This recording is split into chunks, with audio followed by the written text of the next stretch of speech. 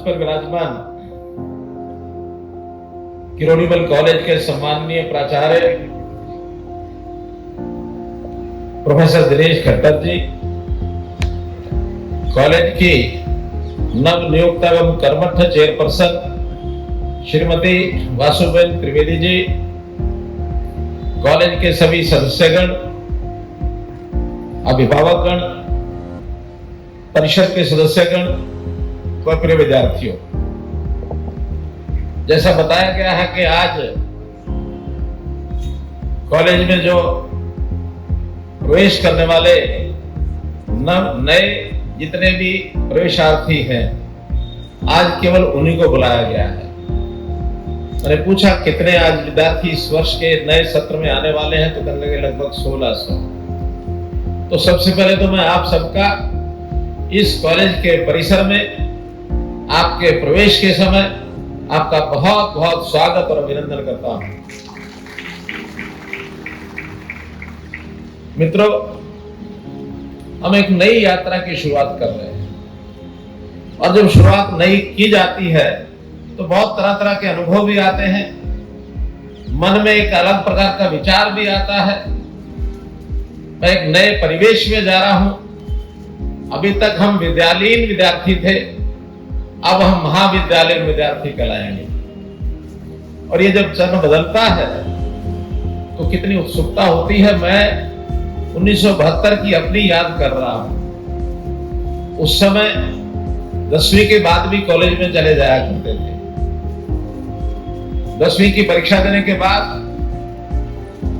College में admission लेना है, पिताजी ने मना कर दिया कि मैं आगे पढ़ाऊंगा नहीं। बहुत वहां शुरू हुई कि आगे पढ़ाई के बिना तो मानो यात्रा की प्रारंभ ही नहीं होगी। पढ़ना चाहिए इतना ही पता था। क्या पढ़ना चाहिए, पढ़ के क्या करना चाहिए, ये बिल्कुल एकदम अंधकार था, क्योंकि गांव के विद्यार्थी को उस समय बिल्कुल ऐसा पता नहीं होता था। अभिभावक अनपढ़ होते थे, पेरेंट्स भी अनपढ़ थे। अनपढ़ यानी थोड़े पढ़े लिखे जो होते हैं, उनको अपने काम से मतलब होता। पिताजी ने कहा कि नहीं, तुमको खेती करनी है। पिताजी किसान थे। मैंने कहा पिताजी पढ़ाई तो मैंने आगे शुरू करनी है, क्या बनेगा बाद में देखेंगे। थोड़ा चेहरा उतरा हुआ देख करके माँ ने कहा कि बेटा उदास मत हो, पिताजी को मत बताना, मैं तुम्हें पैसे दूंगी और जाके कॉलेज में एडमिशन लेके आना। महिलाओं को जोड़ने की उस समय आदत अच्छी होती थी, आजकल है कि नहीं है। वास्तव में आजकल बैंकों में तो रखते हैं, उस समय बैंक की बजाय वो अपनी पोटलियां बना के रखती थी। माँ ने मुझे 300 रुपए निकाल के दिए और मैं नेकीराम शर्मा गवर्नमेंट कॉलेज रोहतक में जाकर के एडमिशन लेकर के आया। शाम को वापस आने के बाद पिताजी को पता लगा, नाराज हुए, माँ को भी डांटा, बच्चे को बिगाड़ देगी। शहर में जाने के बाद बच्चा बिगड़ जाता है, धारणाएं तरह तरह की थी। लेकिन चूंकि 300 रुपए भरे जा चुके थे, उस समय 300 रुपए की कीमत बहुत होती थी। उनका ठीक है, अब तुम 300 रुपए लगा आए हो, कोई बात नहीं, साल भर तो मैं भी पैसे दे दूंगा, एक साल तो पढ़ ही लो कोई बात। उस 300 रुपए का जो एक नुकसान होता देख करके उन्होंने हाँ कर दिया। बाकी आगे की बातें अलग हैं। एक जानकारी आपसे साझा करना चाहूंगा कि मेरी ग्रेजुएशन वो दिल्ली यूनिवर्सिटी की ही है। बाद में किन्हीं कारणों से हरियाणा छोड़ के मैं दिल्ली आ गया था, तो यहाँ मैंने 1975 में और ग्रेजुएशन की थी। तो मित्रों, आज ये जो इस समय का अवसर है, इसमें जो हम सपना लेके आए हैं, उस सपने को पूरा करने के लिए हमें आगे बढ़ना होगा। आज माता पिता का भी मार्गदर्शन मिलता है, अभिभावक का भी मिलता है, हमारे अध्यापक प्राध्यापकों का मिलता है। और जिस प्रकार का ये महाविद्यालय है, इसका जो वातावरण है, जिस प्रकार का इतिहास है, क्योंकि ये महाविद्यालय 1954 में शुरू हुआ था, आज 71 साल हो गए हैं। इतना पुराना संस्थान है। बहुत बड़ी बड़ी हस्तियां यहां करके पढ़ करके आगे निकली हैं। जरूर कोई ना कोई उनके मन में सोच विचार तो रहा ही होगा, लेकिन जीवन को गढ़ने में जो इस महाविद्यालय का वातावरण उनको मिला होगा, जैसे अध्यापक प्राध्यापक यहाँ उन्होंने पढ़ाया होगा, उस प्रकार से ही उनका जीवन आगे बढ़ा होगा। शिक्षा क्षेत्र में, कला के क्षेत्र में, राजनीतिक क्षेत्र में, सामाजिक कामों के क्षेत्र में, विज्ञान के क्षेत्र में, सब क्षेत्रों के यहाँ के विद्यार्थी अवश्य मिलेंगे। इसलिए मैं कह रहा हूं, दावा कर रहा हूं कि 1971 से 1954 से लेकर के 71 साल हो गए हैं, पहले 3 साल छोड़ भी दिए जाए तो 68 सालों के जो पास आउट विद्यार्थी हैं, अगर 1000 ऑन एवरेज भी लगा लें तो आज 68,000 विद्यार्थी जिन्होंने यहाँ से शिक्षा प्राप्त हुई है, ऐसी बड़ी संख्या होगी। आज मैं प्रधानाचार्य जी को कह रहा था कि इन सब पास आउट विद्यार्थियों का, एलुमनाइज का एक डाटा हम इकट्ठा करें और उनको संपर्क करें, कहां पहुंच गए हैं, क्या क्या काम कर रहे हैं। परस्पर एक दूसरे का सहयोग किया जा सकता है। कॉलेज की ओर से हम किसी का सहयोग कर सकते हैं, या जो हमारे एलुमनाई बहुत अच्छे स्थान पर पहुंच गए हैं वो भी कुछ कॉलेज का सहयोग कर सकते हैं। ऐसा कार्यक्रम हमको चलाना चाहिए। पिछले दिनों में 3 साल पहले कुरुक्षेत्र का जो अपना विश्वविद्यालय है, वहां विश्वविद्यालय के जो विद्यार्थियों को मैंने इकट्ठा किया, ऑनलाइन भी कुछ लोग जुड़े जो एलुमनाई थे, और मैंने ये विषय रखा ऐसे कि हम जहां से संस्कारित हुए हैं, जिस विश्वविद्यालय ने, यूनिवर्सिटी ने हमारे जीवन को एक अच्छा सार्थक जीवन बनाया है, हमारा भी दायित्व बनता है, हम भी कुछ करना चाहिए, हम करना शुरू करें। जैसे कहा ना कि देश तो देता है हमें सब कुछ, हम भी तो कुछ देना सीखें। थोड़ा सा विषय हुआ, कुछ महीने के बाद एक अमेरिका यूएसए में उस समय के बहुत पुराने उनके विद्यार्थी, आज जिनकी आयु 80 वर्ष हो गई है, प्रधानाचार्य जो प्रिंसिपल वाइस चांसलर हैं, उनके पास फोन आता है, मैं कुछ योगदान करना चाहता हूं। मैंने मनोहर लाल जी का भाषण सुना था और उन्होंने 3 करोड़ रुपया उस विश्वविद्यालय के लिए अमेरिका से भेज दिया। ये केवल यहां शुरू नहीं कर रहे हैं, विदेशों की यूनिवर्सिटी देखें, 100 150 वर्ष पुरानी, 200 वर्ष पुरानी, वहां सरकार बजट में पैसा नहीं देती उनको। वहां तो जो उस समय के विद्यार्थी पढ़ के गए, कोई कहीं को कहीं, वो सब उस यूनिवर्सिटी को, उस कॉलेज को जहां से वो पढ़ करके आए उसको अंगीकार कर लेते, तो अडॉप्ट कर लेते। तो ये एक कर्तव्य भावना अगर विद्यार्थी में आती है तो निश्चित रूप से हम उसके साथ आगे बढ़ते हैं। हम यहाँ पढ़ने के लिए आए हैं तो निश्चित रूप से जरूर आज का विद्यार्थी लक्ष्य सोच लेता है। हमारे समय में लक्ष्य का पता ही नहीं होता था क्या करना है, लेकिन आज हम ऐसे वातावरण में है कि हमारा लक्ष्य हमारे सामने होता है।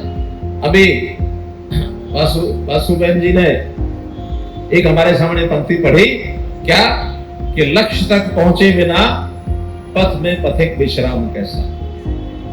हम अपने लक्ष्य को, टारगेट को तय करें तो बीच में विश्राम नहीं करना, एक ओजस्वी तेजस्वी निश्चय ये करके आगे बढ़ना है। मैं अगर उसमें एक पंक्ति और जोड़ता हूं तो बहुत से हमारे राजनीतिक क्षेत्र से जुड़े हुए लोग और उनके बच्चे जो पढ़ने आते हैं या नहीं भी पढ़ने आते हैं तो भी मन में कुछ शिक्षा क्षेत्र की राजनीति शुरू होती है या यूनियंस के चुनाव होते हैं, उसके अंदर एक सपना पाल लेते हैं कि मुझे आगे जाकर के राजनीतिक क्षेत्र में जाना है। तो मेरा उसमें कहना है कि पथ का अंतिम लक्ष्य नहीं है सिंहासन चढ़ते जाना, सब समाज को लिए साथ में आगे है बढ़ते जाना। हमको पूरे समाज को लेकर के साथ चलना। देखो इंद्र देवता कितने प्रसन्न है, उन्होंने भी अपनी बौछारें शुरू कर दी है। और इसी प्रकार से कई बार अपने लक्ष्य को प्राप्त करने के लिए व्यक्ति महसूस करता है मेरा साथ कोई नहीं दे रहा, तो उसके लिए भी 2 पंक्तियां हैं। न हो साथ कोई अकेले बढ़ो तुम, न हो साथ कोई अकेले बढ़ो तुम, सफलता तुम्हारे चरण चूम लेगी। अकेले भी बढ़ोगे तो भी सफल हो जाओगे। हमको स्वामी विवेकानंद का ध्यान में आता है, जिन्होंने आह्वान किया था युवाओं को, क्या उठो जागो आगे बढ़ो और तब तक न रुको जब तक लक्ष्य प्राप्त न हो जाए। तो मित्रों, भाई बहनों, हमारा लक्ष्य हमारे सामने होना चाहिए कि हम देश के लिए, समाज के लिए कुछ करेंगे। मैं आज बहुत सा विषय तो इसलिए नहीं लेना चाह रहा क्योंकि वर्षा का भी मौसम है। इतना ही आपको कहूंगा कि शिक्षा के साथ साथ हमको स्किलिंग, हमको समाज में एक आउटरीच, सोशल आउटरीच इसके लिए भी काम करना चाहिए ताकि नए नए अनुभव प्राप्त कर सके। अभी मुझे बताया गया, बल्कि पिछले दिनों जो मिलने आए थे यहाँ के विद्यार्थी, कि हरियाणा में हमने शासन के समय एक योजना चलाई थी, और योजना थी हमारा गांव जगमग गांव, जिसकी चर्चा आचार्य साहब कर रहे थे। उसके अंदर हर गांव में हम 24 घंटे बिजली दे सके। अब आंकड़ा आपको पता नहीं कहां से मिला, वो आंकड़ा आज है 5900 गांव में इस समय 24 घंटे बिजली मिल रही है, 5900 गांव। अभी तो देश में कोई ऐसा गांव नहीं है जहां इतनी बड़ी बिजली मिलती हो। तो ऐसे हमको अपने टारगेट, अपने लक्ष्य लेके चलने चाहिए। प्रधानमंत्री जी समय समय पर मन की बात में बहुत ऐसे विषय निकाल के लाते हैं जिनमें युवाओं को आह्वान करने के लिए विषय होते हैं। एक अवसर पर जब हमारी जो बहन वसु बहन जी ने बताया कि बेटी बचाओ बेटी पढ़ाओ, ये 2015 में पानीपत में कार्यक्रम जिसमें वसु बहन जी भी उपस्थित थी। मुझे याद है उस समय प्रधानमंत्री जी ने बेटी बचाओ बेटी पढ़ाओ का अभियान चलाया था। आवश्यकता समय की उसके अच्छे रिजल्ट निकले हैं। आज जेंडर रेशो ये बढ़ गई है। आज की आवश्यकता के दो बिंदु बता करके मैं अपनी बात समाप्त करूंगा। आज हमारे वायुमंडल में कार्बन डाइऑक्साइड की अधिकता हो गई है, और इस कार्बन डाइऑक्साइड की अधिकता के लिए जिम्मेवार हम हैं, मानव है। हम स्वयं तो कार्बन डाइऑक्साइड छोड़ते ही हैं। हर दिन एक व्यक्ति इतनी कार्बन डाइऑक्साइड छोड़ता है जिसमें 1 किलो कार्बन होता है। 1 किलो कार्बन होता है। लेकिन अगर ये बढ़ता चला गया तो हमारा जीवन दूभर हो जाएगा। जैसे कोविड की बीमारी आई, ऐसी बीमारियां आ सकती हैं। हमारा दायित्व है इस कार्बन को कैसे कम करना, और उसके लिए एक फैक्ट्री कार्बन पैदा करने वाली हमारे अंदर है। एक फैक्ट्री है हमारे आसपास। ये जो पेड़ है ये कार्बन डाइऑक्साइड को लेते हैं, उसको खाते हैं, ऑक्सीजन छोड़ते हैं। तो हम पौधारोपण करें, वन महोत्सव बनाएं, ज्यादा ज्यादा पेड़ लगाएं। ये काम हम अपने जीवन में अगर सफल कर लेंगे तो वन मित्र बनकर के आगे बढ़ें। मित्रों, युवाओं के लिए अपने लक्ष्य को प्राप्त करना, जीवन में एक अच्छा नागरिक बनना, इसके लिए बहुत विषय है। अभी 2020 में प्रधानमंत्री जी ने नेशनल एजुकेशन पॉलिसी ये देश में लागू कराई है। बहुत से काम सब कॉलेजेस में, यूनिवर्सिटी में होने लग गए हैं। उसमें शिक्षा के साथ साथ स्किलिंग का भी प्रावधान है। उसमें हमारा व्यवहार कैसा हो, देश की संस्कृति के ऊपर ध्यान किया जाए, हम अपने देश को कैसे आगे बढ़ा सकते हैं, इस विषय पर भी फोकस किया गया है।